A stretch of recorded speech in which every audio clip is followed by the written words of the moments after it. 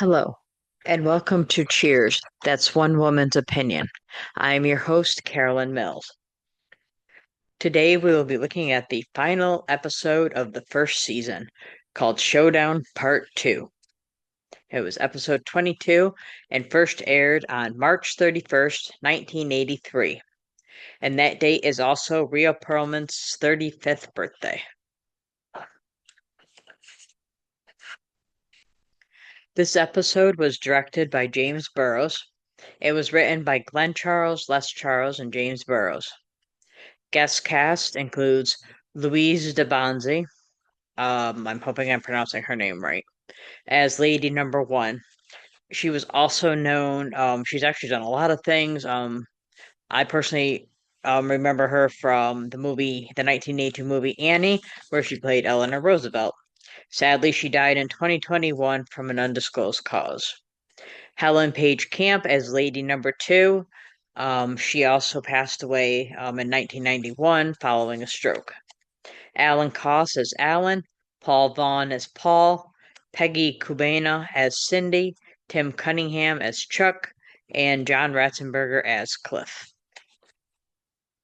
Cheers is filmed in front of a live studio audience was said by John Ratzenberger. And our summary. In the cold open, Chuck has a job as a janitor in a biology lab. He says the virus and stuff make him nervous. The gang tells him not to worry, and then feeling better, he leaves. The gang quickly cleans up everything Chuck came in contact with in the bar. And there'll be more on that when we get to the trivia part, where everybody knows your name plays. This episode starts with a recap of Showdown Part 1, which is done by Carla. And then when we get into the actual episode, Cliff and Coach are talking, and Cliff mentions about the tree falling in the woods. And for those of you that aren't familiar with this, the question is, if a tree falls in the woods and nobody is around to hear it, does it make a sound? Coach asks him how he knows that the tree fell if no one was there. Cliff says he saw the tree on the ground. Coach tells him perhaps some beavers chewed it and then gently lowered it to the ground. Cliff orders another beer. Coach tells him he is not prepared today, and Cliff says he forgot to go over his notes. Coach returns with a beer, but Cliff is gone. I don't get why Cliff ordered a beer and then left. That seems kind of weird. It's almost like, and I don't think this is what happened, of course, but it's almost like John Ratzenberger forgot he was supposed to be at another location and accidentally ordered a beer. But that wouldn't make sense because obviously he would know his lines too. But it just seems weird, and but I think also because the coach tries to find him, he's looking like where'd he go? So I think it is part of it, but just so weird that he randomly would order beer and then disappear and not be come back to get the beer. Alan asks Coach about Diane. Coach says she's with sorry. Oh yeah. Alan asks Coach about Diane. Coach says that Diane is with Derek. And Carl is upset that everybody is talking about Diane all the time. She actually makes a comment that since Diane came, nobody cares about her. And Cliff tells her that nobody cared that much even before Diane was there. Sam comes in with Cindy. He thanks her for dropping him off and then apologizes for shrieking the wrong name. Carla says Sam took her wimp speech to heart. You may recall that from the last episode. She calls him a wimp, a wuss, a thread, and I forgot the other word, but that's what she's referring to. And she says that it's great to see him back in action. Sam says he no longer cares where Diane and his brother are. And then he asks where Diane and his brother are, and Carla replies, well, Bobby and Susie saw them drive-in sharing a cherry coke and fries. I love every time Carla goes back like she's in a high school gossip column, so to speak, when Sam asks about Diane and Derek. Norm comes in and tells them that he lost his job. He says the company was cheating on their taxes. Cliff asks if he resigned in protest. Norm confesses, "No, I took a long lunch and they canned me." But he is angry that the rich people are cheating.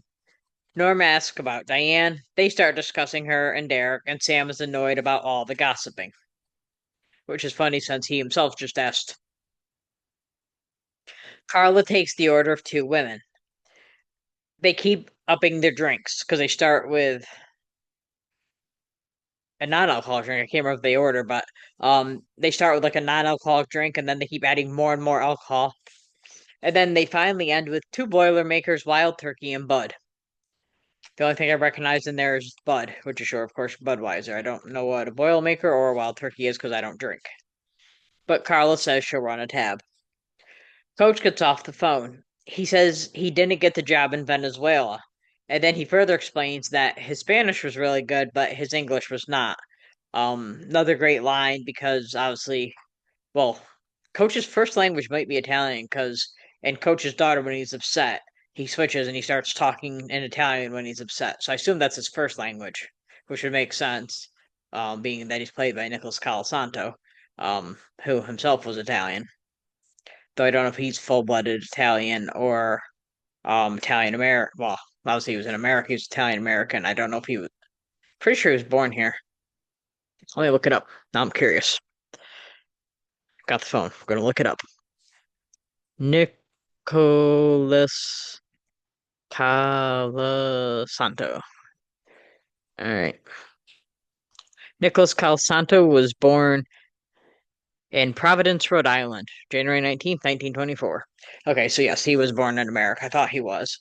But I had to double check that. But I know he is part Italian, obviously.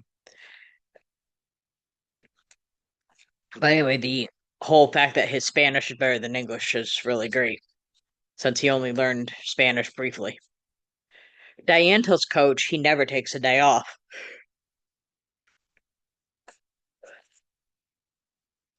Coach tells her that Thursday is his day off. Even though he works on Thursdays, he takes it a little slow.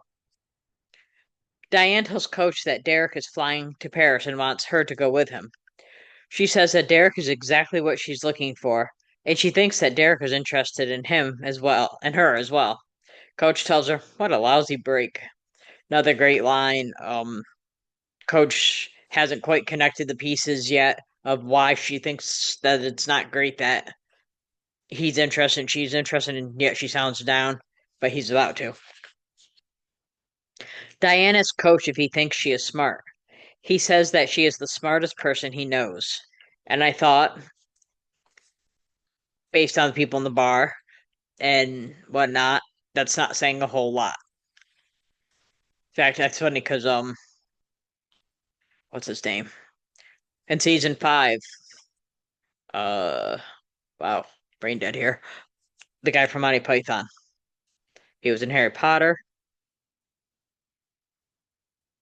Why am I drawing a blank today? All right, who's the guy that was in Harry Potter that was on Cheers? Nearly Headless Nick. Actor John Cleese. Wow. In season five, John Cleese guest stars. I won't say too much, but there's a line where somebody compliments his intelligence compared to everyone else. Like, oh, it's Diane. She says you're the most wisest man I know, and he says high praise indeed. And that's what this reminds me of.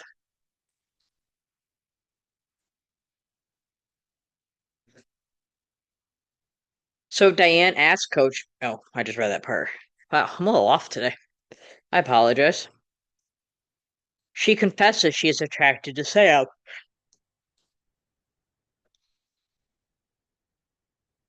So it's definitely not one of my better episodes, but I apologize.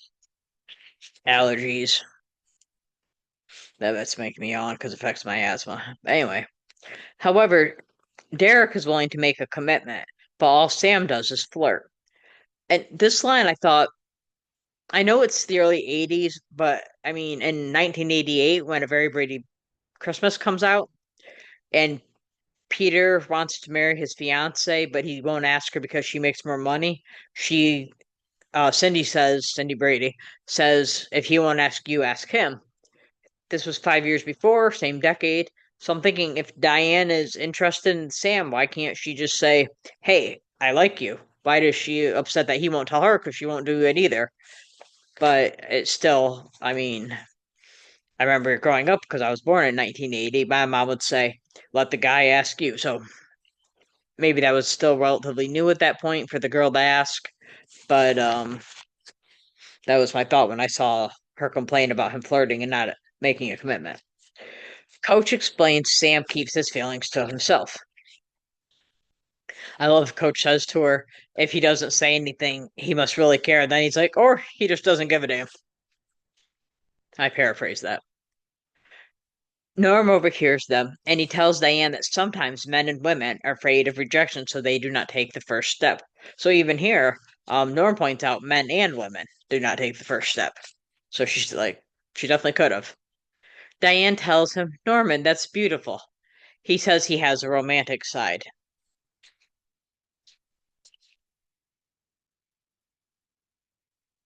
Of course, he then insults his wife, and he says, if Vera left him, he doesn't know what he would do first. Diane decides to confront Sam. She says if he's honest, she will stay, but if he jokes, she will leave. Cliff asks her to wait until he uses the bathroom, but she says no, and he says, well, I'll hear about it. Carl is upset with Coach, saying they could have gotten rid of her. Diane tells Sam that Derek invited her to Europe. He says that it's too late to put a want ad in tomorrow's paper. I see Diane's point, her getting upset with that comment, but at the same time, while they're interested in each other, Sam does run a business and she is the waitress. And if she's just leaving him, that means he is going to be short a waitress. And I can see why this part would upset him as well. He goes back into his office. Diane says goodbye to everyone. Then she turns back and goes into Sam's office. She tells him she and Derek will probably get married.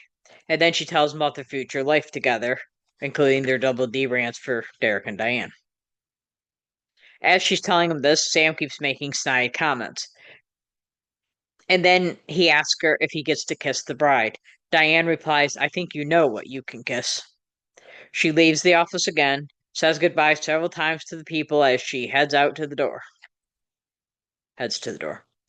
Diane goes back into Sam's office. She opens the door and hits Sam in the nose. When she opens it, hits him in the nose. Diane tells him that he was coming out to say something to her, but Sam refuses to tell her.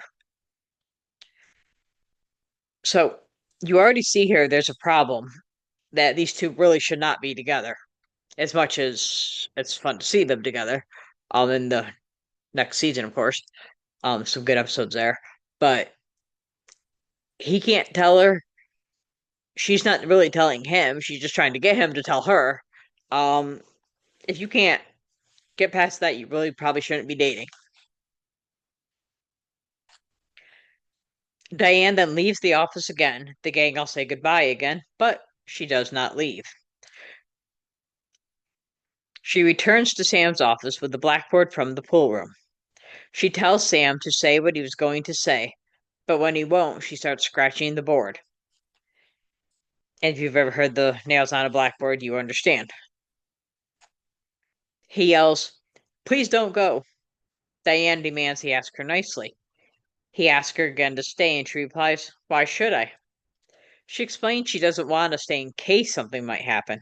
Sam wants to know why Diane is not with Derek. She tells him, because I like you better. Sam is touched, and Diane thinks maybe they're ready to start something. Sam says maybe they should kiss. Diane won't kiss him, however, because he announced it. She tells him it's okay to be caught off guard on your first kiss. Sam says that next time he won't make an announcement. He tries again without saying anything. And again, she won't let him kiss her and says that the timing is wrong because they're too self-aware. Sam says they should forget the kiss and hit the sack. Typical Sam Malone comment. Diane calls this conversation dumb. In fact, she says it's the dumbest conversation they've ever had, and therefore the dumbest conversation there ever was. Sam says maybe this is a bad idea. He calls Diane a little hungry. They start arguing again. Another sign that you probably should not be with this person. You have not even been out on a date yet, and already you can't stop arguing. Definitely signs that this was not a meant to be couple. And again, as I've said, I like the episodes where they are a couple. It just clearly they should not be because all they do is fight and insult each other. Diane says she was the best thing that ever happened to Sam. Sam tells Diane she can't shut up long enough to kiss him. He bets her she can't go 10 seconds without talking, and Diane cannot do it. But she says, at least I have something to say. She tells Sam about her last conversation with Derek.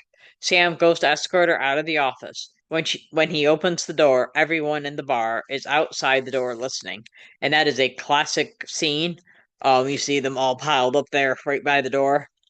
When he opens it, it's showing some clips and on the clip some clip shows, like the 200th. Very classic scene right there. He tells her to go find Derek. She says maybe she can still catch him, and then they start arguing again. He tells her to shut up. She says, make me. He says he's going to bounce her off all the walls in the office. She says, try it and you'll be walking funny tomorrow, or should I say, funnier. They continue to argue until Sam asks her, are you as turned on as I am? And she replies, more, and he says, bet me, and they kiss. The credits come up. Sam is heard saying, I'm going to nibble on your ear. Diane replies, don't tell me you're going to nibble on my ear.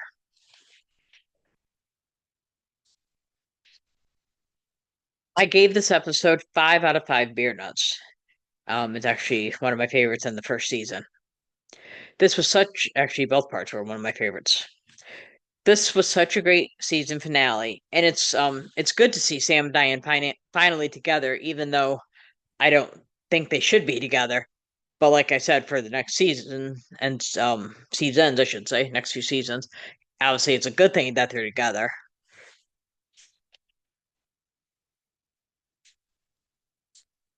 And that final scene in the office is a classic. When Sam's all frustrated and tells her you're going to bounce her off the walls in the office, and she says, do that and I'll make you walk funny. And I don't want to give it away, but next week when I interview another fan, um, well, not interview, but I do the recap with another fan.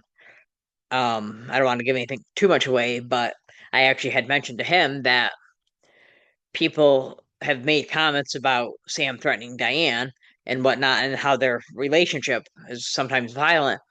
And I don't agree with violence in any form, but Diane is also violent towards Sam.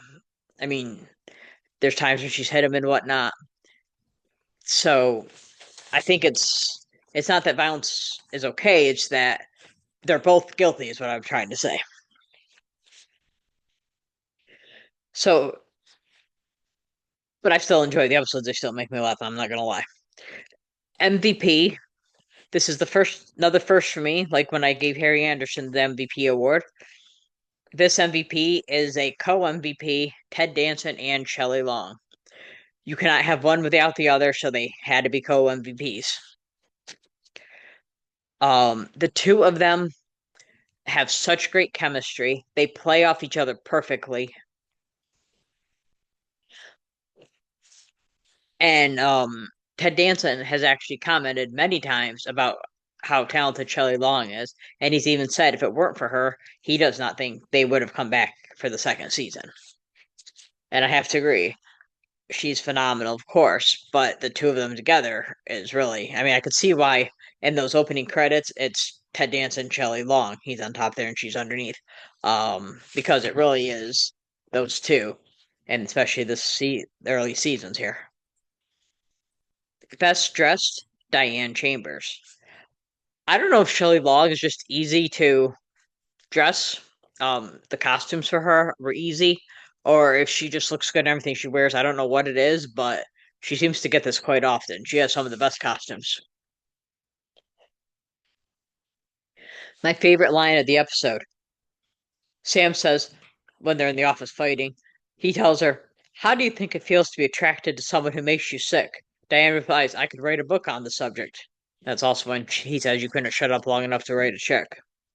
My runner for favorite line when Diane keeps leaving, coming back, and then she comes back, and Diane says, I won't let it end this way. Carla tells the others in the bar, I've had warts that have gone away quicker. Here's a little known fact going back to the cold open.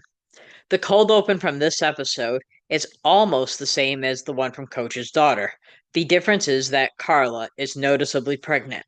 And I really do not understand, and I wish I could talk to James Burrows or um, the Charles brothers, Glenn and Les Charles. But the address on IMDb Pro is for Paramount, and they're no longer at Paramount, so I don't have the address, so I don't know how to get hold of them. But I don't understand why they did the same cold open for two different times, and they must have updated it because Carl's pregnant. But it's weird that they would do that. So I'm curious if there's a reason. Somebody, I don't know if it was on my Reddit or one of the Facebook pages, but somebody made the comment that because it was so good. A lot of the cold opens are good. They don't keep repeating them. So I'm just curious why that could be. So if anybody knows, please feel free to email me or comment or any of those other things, which I'll show at the end, and let me know. Question of the week. This is the final episode of season one. What was your favorite episode from this season and why? If you like this episode, please subscribe, follow, like, and all that jazz. And as always, you can join the Facebook group. Cheers, that's one woman's opinion. You can follow us on Instagram. Cheers, one woman's opinion podcast. You can follow us on Twitter, now called X, at one woman's opinion.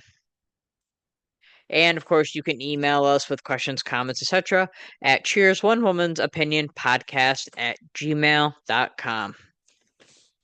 Next week at the microphone. Next week, as I said, we will be recapping season one with special guest Matt Matt Jur, who is another Cheers fan from Connecticut.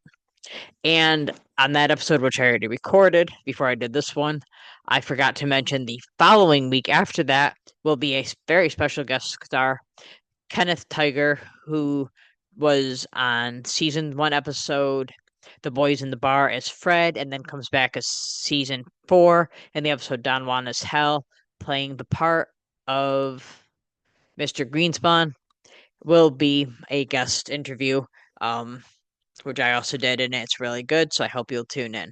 And that is one woman's opinion.